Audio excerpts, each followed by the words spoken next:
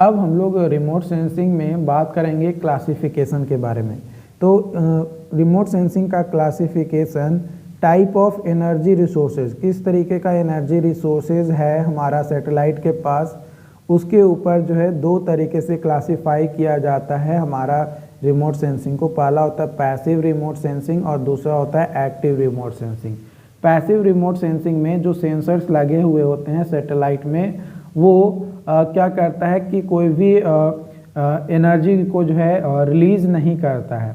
जो natural sources से जो एनर्जी प्राप्त होते हैं, रेडिएशंस प्राप्त होते हैं रिफ्लेक्ट होने के बाद या इमिट होने के बाद किसी भी मटेरियल या सरफेस से, है ना, उसी को ये डिटेक्ट करता है और उसी के अनुसार क्या करता है, मैनिपुलेट करता है कि हाँ इस तरीके का एनर्जी जो है हमारे पास आ रहा है।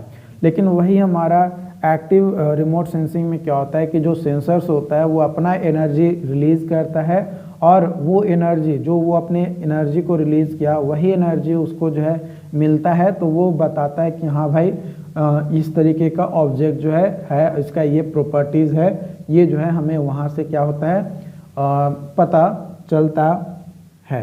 ओके, तो ये दो तरीके का था।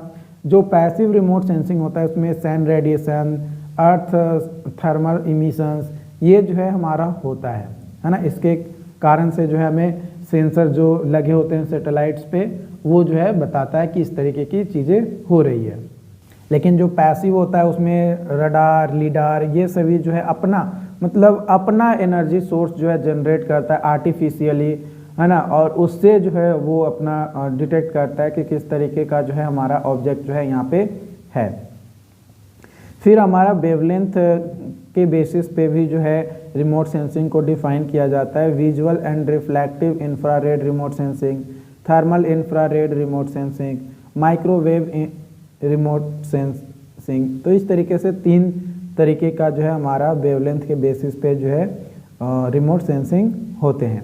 वेव्स के बारे में बात किया जाए तो radio waves, microwave, infrared wave, visual wave, gamma rays, इन सभी का अगर फ्रीक्वेंसी की बात किया जाए तो फ्रीक्वेंसी जो है यहाँ पे अगर हम लोग इसका यूज करें तो इधर से इधर जाते हैं जैसे जैसे, तो वैसे वैसे जो है फ्रीक्वेंसी तो बढ़ता है, लेकिन इसमें जो वेवलेंथ होते हैं वो क्या होते हैं, डिक्रीज होते हैं। यहाँ पे ये इंक्रीज होता है और ये जो है डिक्रीज करता है।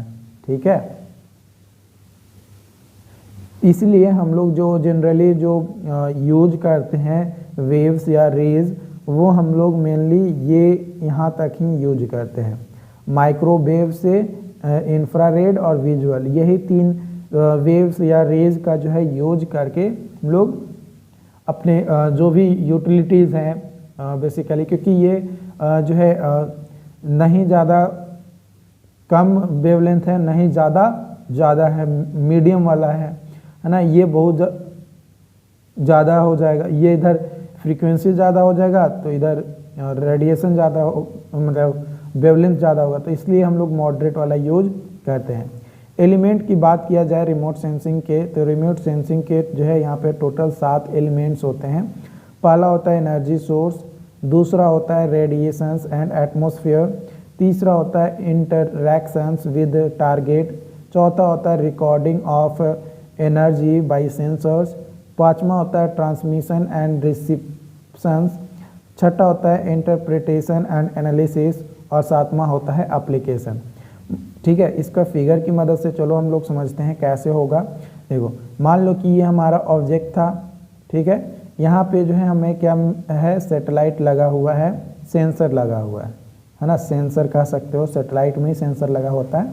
तो ये ऑब्जेक्ट है, ये हमारा मान लो कि सन है ना, सन है, ये सोर्स ऑफ एनर्जी है।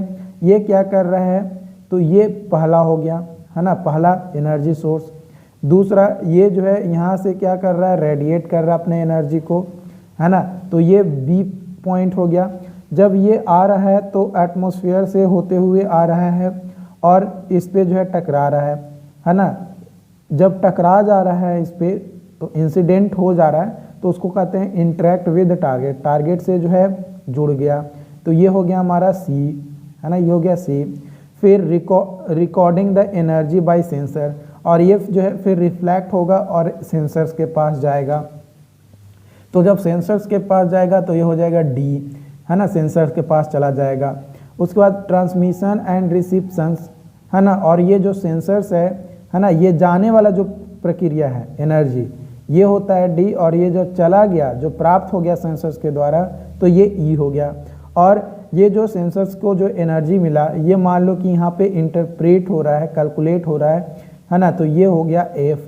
और जब इसका इंटरप्रिटेशन हो गया तो इसका या तो एग्रीकल्चरल यूज होगा या फिर किसी न किसी मॉनिटर पे जो है उसको डिस्प्ले किया जाएगा, जो भी डाटा हमें मिला एनालिसिस के बाद, तो उसका जिस तरीके का यूजेज होंगे उसके अनुसार जो है हम लोग उसका यूज करेंगे। तो इस तरीके से जो है आपको समझने हैं और इजी है यार, आप आराम से जो है समझ सकते हो। एक बार बस थोड़ी मेहनत कर लोगे बस आपका जो है ये कंप्लीट हो जाएगा। ऐसा नहीं है कि बहुत बड़ी चीज़ें हैं, आपको बहुत ज़्यादा मेहनत करना पड़ेगा, तो ऐसा कुछ नहीं है, आराम है, इजी है, ठीक है। आप एक बार पढ़ लोगे आपको जो है समझ में डेफिनेटली आ जाएंगे। और इसको जो है ये जो सब्जेक्ट्स है ना, आपको बस रिवीजन करने की ज़रूरत है। जितना ज़्यादा से ज़्यादा आप रिवीजन करोगे उतना ज़्यादा जो है आप इसमें बेटर कर पाओगे। रिवीजन नहीं होगा आप बेटर नहीं कर पाओगे, ये चीज़ जो है याद रख लो, ठीक है। तो रिवीजन आपको बहुत ज़रूरी है, मस्ट है किसी भी सब्जेक्ट्स के लिए। रिवीजन जितना ज़्यादा करोगे उतना ज़्यादा जो है आपको याद होंगे, ठीक है। उसके बाद अब बात करेंगे कंपोनेंट की।